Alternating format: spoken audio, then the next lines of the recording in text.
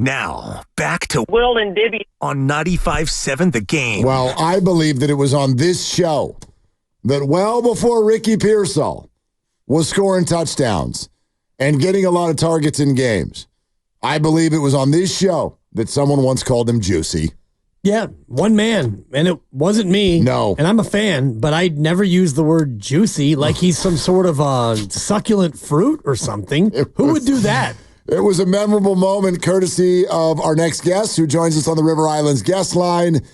He is the senior producer of NFL Films. He breaks it down like no one else. He is Greg Cosell. Hey, Greg, good afternoon. Gentlemen, what's happening? We're hanging out, man. And in fact, I think we should start off by letting you kind of go a little bit deeper into those early comments that you made about Ricky Pearsall and what we're now seeing. What do you think? Well, I mean, all that came from watching his tape at Florida. So, I liked him a lot when I watched his tape and evaluated him coming out of college. He's big. He can run. And, what we talk about a lot in our matchup room is when a guy, has some quickness to him, some burst, we say he's got a lot of juice. So that's kind of, where that expression came from. My guess is I'm not the only one who uses it, but, you see that right away. You can tell that when you watch guys on tape, the guys that have sort of that little extra quickness to them. It's not a pure speed thing. I mean, Pearsall's not a 4.3 guy, but you can just see the way he moves. And in fact, on that touchdown, there was a spot after he caught the ball where you could see that there was a little more giddy-up. He just kind of put it into another gear. So he's a little juicy. And that was a juicy play, and I want to go through that a little bit more technically, Greg, because 21 personnel, but Saubert's in and not Kittle, and they run that little route down the middle. What did you see on tape that made that scheme so successful? Well, they were in 21. It was a 3-by-1. They were in the pistol formation, and it was not McCaffrey on that play. It was actually Mason. It was a 4-man route concept that expanded the 3 under 3 deep coverage because they technically blitzed Whitehead. He ended up peeling because of Mason, but he was technically a blitzer, so it was 3 under 3 deep coverage, and they ran a double dig. So Saubert ran a dig and Pearsall ran a dig. And the nature of the coverage was that both those routes isolated linebackers. So obviously, who do you prefer to throw it to? You prefer to throw it to the wide receiver matched against the linebacker, and it was a backup linebacker, J.J. Russell. So basically, you never know if a coach like Kyle has a feel for what the defensive call will be. Very often coaches have a feel for that, but it was a great call against the defense that they got because ultimately what happened was Pearsall was isolated on his dig route against Russell, a linebacker. So Purdy, with really good anticipation, hit Pearsall. He was on the outside dig, and there was run after catch. Greg, what we were all waiting for when we were heading into this game is to see Christian McCaffrey back on the field. So what did you see in terms of how they used him and how it may have changed the 49ers attack? Well, they used him the way they always used him. Nothing was different. He looked good, I thought, despite the yardage totals. I thought that he looked crisp. He moved well. I thought he had some burst. And again, you saw the motions, you saw the shifting, this is what they do with him. And you saw that with he and Samuel, things are different. And, we talked about this, that it expands their shifting and motion offense. It expands their options in the pass game. I mean, you're not going to run the route when McCaffrey caught the 30-yard reception in the fourth quarter, which was an unbelievable play in all respects. But, you're not going to see that with Garendo or Mason. So, right there you're seeing something that is different because McCaffrey's on the field. And let's go to that route because they're down 4 at that point, and it's, again, 21 personnel, and it's a little bit of a wheel route. The throw from Brock and the route itself, what did you see on tape that made that such a win? Well, that was just one of those special plays, which, you don't know that when the play starts because he's running kind of a wheel route, as you said. And normally on a wheel, the way he ran it, you're giving the quarterback a vertical indicator so he knows when you're going to take it vertical.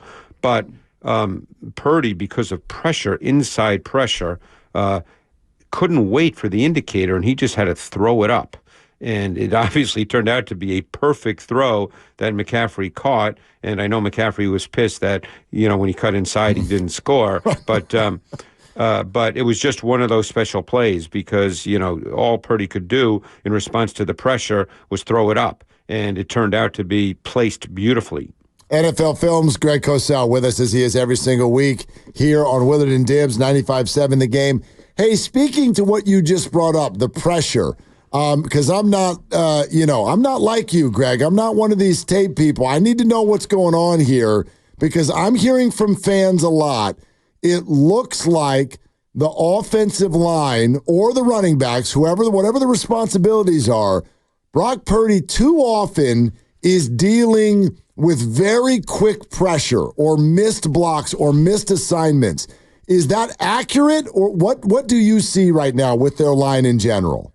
Yeah, I would say it's been a combination of the fact that there's been a little more pressure this year. You'd have to know all their protection calls to know exactly who makes mistakes. But there's been a little more pressure, and I think that Purdy has also responded to what is, by NFL standards, not necessarily pressure by leaving the pocket at times too early. And I thought in this game he didn't really do that as much. I thought he settled in this game pretty well. That could also be a function of just feeling better about everything because McCaffrey's back. So I don't know. I don't know what's in Purdy's head. But, yeah, there's probably been at times this year a little more pressure that Purdy has responded to. Ideally, that goes away. Look, even when they're playing at their best, the fact is that the right tackle, McKivitz, is not great in one-on-one pass protection, and there are going to be plays where he does get beat, or he does allow the pass rusher to squeeze Purdy in the pocket. I think the right guard, the rookie Pooney's played very, very well for the most part, so that's not been a major issue. But yeah, that's probably fair. But like I said, without knowing all the specific protection calls and how they block particular fronts and how they block particular pressures, you can't pinpoint one player or what the overall issue is. It looks like Jake Brendel's had some problems as a center in pass protection. Is there anything you can do from an offensive standpoint to mitigate that when your center gets beat? Yeah, then again, that depends on the front and the pressure. A lot of teams, line up in five-man fronts where they want to dictate one-on-one, and your center, everybody all across the line has to block one-on-one. Teams, it depends on what they want to do with their blitz concepts. So all these things become specific to opponents, specific to particular schemes. And then, like I said, it's how you choose to protect it. And, Chris Forster's been doing this a long time. He's one of the best in the business. He's been doing it over 30 years. So, and sometimes guys get beat. I mean, that happens in the NFL. Sometimes guys get beat. Yeah, absolutely. Hey, Greg, 4 years ago, Diamond Lenore was a young player who was behind Ambry Thomas on the depth chart, and look at him now. They signed him to a big fancy extension. What have you seen on tape of his development from year over year the last few? He's up to you guys' pay grade, huh? Finally. Yeah, getting closer. Finally. Yeah.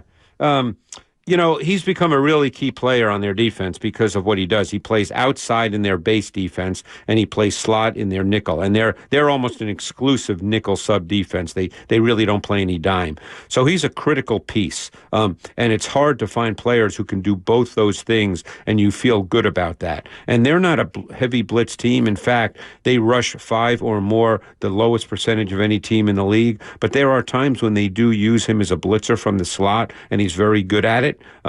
So he's just a really, really important player. A great example of a player that if you just look at the player, you're not going to sit here and say he's one of the 3 or 4 best corners in the league, but he's critical to what they do. And that's ultimately how teams think. It's how teams think when they go into a draft. They think, can we draft a player who's better than the player we have at that particular position? And he's a really good player in the context of their defense. So without him, they couldn't do a lot of the things that they do.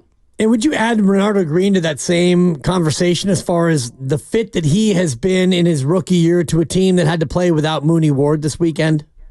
Yeah, well, again, he hasn't played enough to say that he's a critical piece in that, but as I've told you guys, I really liked his college tape. He played at Florida State, which in the 2 years he was there, they were a very heavy press man team. So that was his experience, and I loved him doing that. But he's shown the ability to play off coverage, and it'll be interesting to see what's Ward's contract status. Yeah, he's a free agent after this year, and obviously going through an awful personal situation. Yeah, I know. And again, you hate to talk about a guy when he's going through a personal situation, but they could very well let him walk, and Green and Lenoir could become the outside corners in their base, and then we'll see what they would do in their nickel, because Lenoir would still move inside, I assume, because he's so good at it. But Green, to me, is for sure going to be a starting corner for them next year.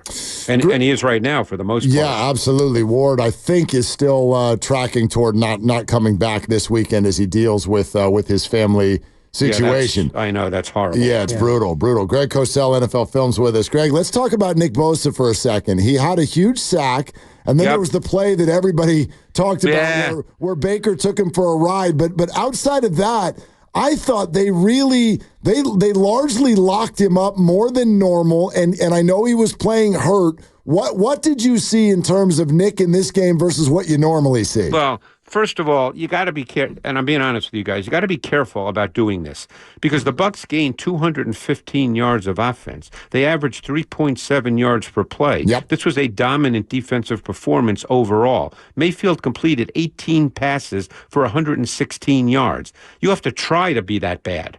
So, you have to be careful about pointing out one guy. Bosa's not going to get 5 sacks every week. That doesn't happen. And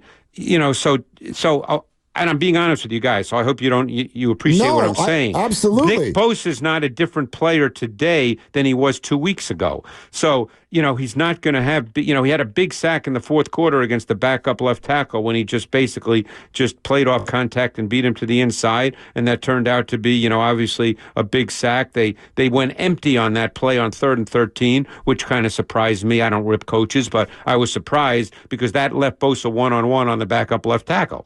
So, Bosa's just a really, really good player. If you were to, if we had an offensive lineman, an offensive tackle who played against Bosa regularly on this call right now, they would rave about how difficult he is to block. Oh, I'm telling you. Yeah, Greg. I'm telling you right now. I challenge none of that. Here's what I'd say. To me, he did not look like himself in this game. Who do you look like? A lesser pass rusher. So somebody who just in school could largely stop on most plays. Well, you also have to remember that there was a lot of quick game throws. When the ball comes out quick, sure, pass rushers are not going to get there, and it just looks like there's no pass rush.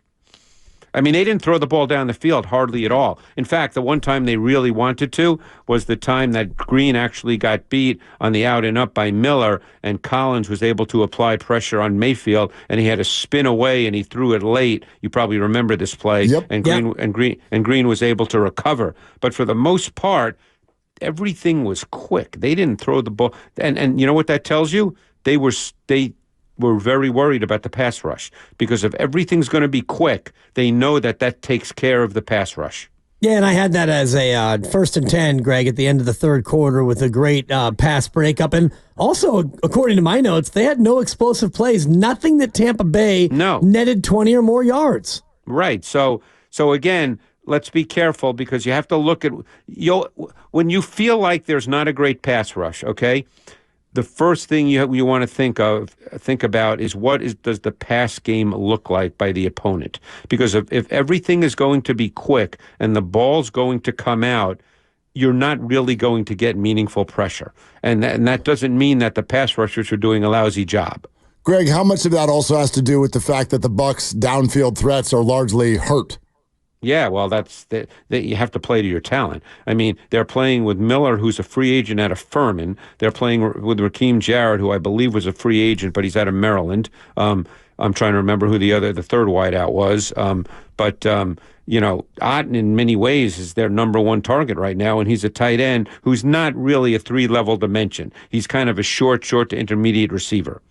Looking ahead now, as we always pivot with you, Greg, and we start to think about the next game, and it's now week 11 with Seattle up next on the schedule at Santa Clara. What do you see from Seattle on film that might pose a threat to the Niner defense? Well, Seattle's got good players. That's the thing there. The big issue for them has been O-line. And that's that. This is a game where you would expect to see the 49ers D-line be a factor.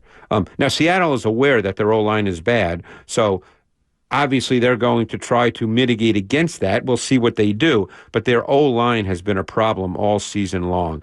They've struggled at right guard. They drafted a kid from Connecticut named Christian Haynes, who has obviously not won the job because they're playing Bradford at right guard, and he's struggled for much of the season. The right tackle, I don't know if Abe Lucas is back this week coming off the bye. He's missed basically the whole season, and they've really struggled at right tackle. And even Charles Cross, a top 10 pick, he has not been as good as they hoped at left tackle. He's a good player. He's not a stiff. But when you draft a guy in the top 10 at left tackle, you're expecting him in his third year to start being in that conversation of the top 3, 4, 5 left tackles in the league, particularly in pass protection. That's why you draft tackles in the top 10, pass protection. And he hasn't quite been at that level. So their O-line is their biggest concern, but they do have a lot of weapons. So can they beat you? I assume Metcalf will be back coming off the bye week. Yep. They can beat you because those, Metcalf, Lockhart, and Smith-Njigba are really good players. I look at this, too, and I wonder what a deeper dive would do with regard to the play of Geno Smith. Like, Geno Smith and Brock Purdy are both in the top 6 in passing yards this year, yet they've both had their bye already. So their yardage per game, pretty high-level stuff. But when you look deeper than just those simple numbers, what do you see from Geno Smith with regard to his effectiveness this year? Well, Geno Smith, I think, if memory serves me correctly, has thrown more passes than any quarterback in the league, or he's right there. They have thrown the ball a ton. Yeah. Right now he's 4th, Greg, but again, he's at a bye, and the three right. So he's and the three guys ahead of him. Yes. Yeah, the 3 per game he's thrown the most. Game, he's had the most dropbacks. Yeah. He's had the most dropbacks per game because the guys ahead of him, my guess would be Burrow, probably Baker, probably Stroud, guys like that. It's Burrow. They've played. Yeah, Burrow, Rodgers, and Baker. Okay, so they've played 10 games. Yep.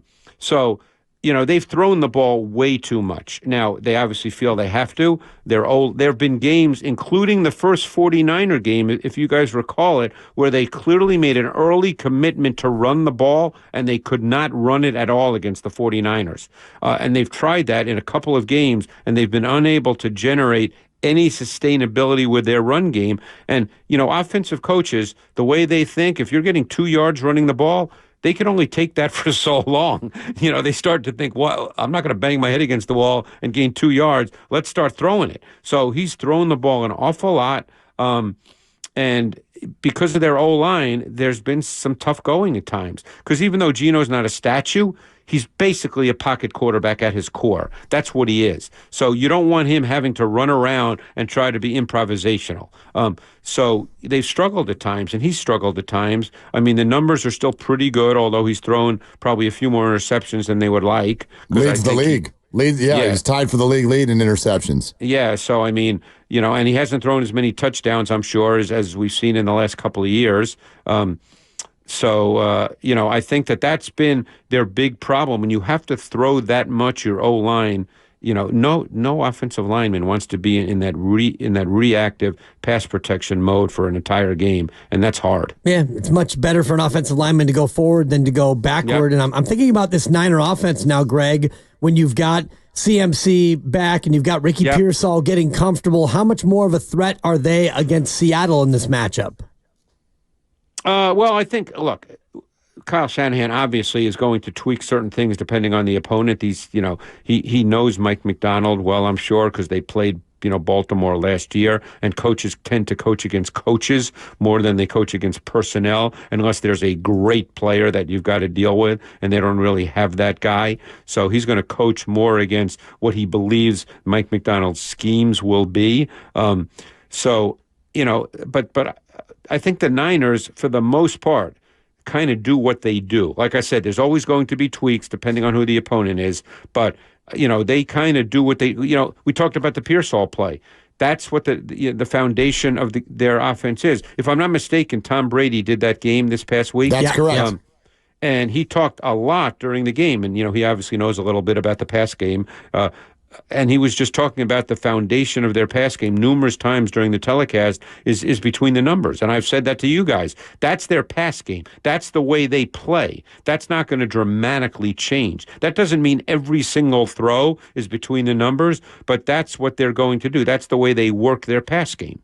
And by the way, they've got major issues at linebacker. It's funny because they just cut Terrell Dotson. He was their leading tackler, but I had a great conversation with Hugh Millen last week, and you guys probably know Hugh Millen. Yeah, of course. And he, we were talking about the fact that Dotson, despite that, the tape is not very good at all. And then 3 days later or 4 days later, they cut him. So, the tape doesn't lie. You can see stuff on tape. So they've got major issues at linebacker. Hey, Greg, real quick, just thinking about the weather this weekend, there's a little bit of a chance of rain. And I know it's hard, maybe it's hard for you to look at tape and tell this, but there's this idea from 49er fans that Brock Purdy struggles with a wet football. I'm thinking of Cleveland last year. I'm thinking of the playoff game against Green Bay. Yeah. In your film study, is that something that you've noticed that he struggles when there's weather? That's a hard thing for me to answer. I mean, that's a personal thing for a quarterback. It's probably more mental than anything for a quarterback. It becomes physical, obviously, but maybe he does. I don't know. I don't know if the sample size is large enough. Like, I don't know if he struggled in those two games. Although I remember the Cleveland game very well, which they should have won with the missed field goal at the end, and he had the great drive, to get to that situation. He's made some really good throws in that game. So I can't answer that because you don't want to get caught up in the idea that when he makes a bad, the weather bothers him. But then what happens when he makes a great throw? Did the weather just not bother him on that throw? Then it doesn't bother him. Exactly. Right. You can't get caught up. So I don't know. Only he can answer that. I know Troy Aikman always talked for years about how he hated rain, and, some quarterbacks I'm sure are like that. I don't know if that's true with Brock. Greg, can't wait to break this one down with you next week. Thank you, sir. Thanks, guys. Really appreciate it. All right, there it is. Greg Cosell, NFL Films.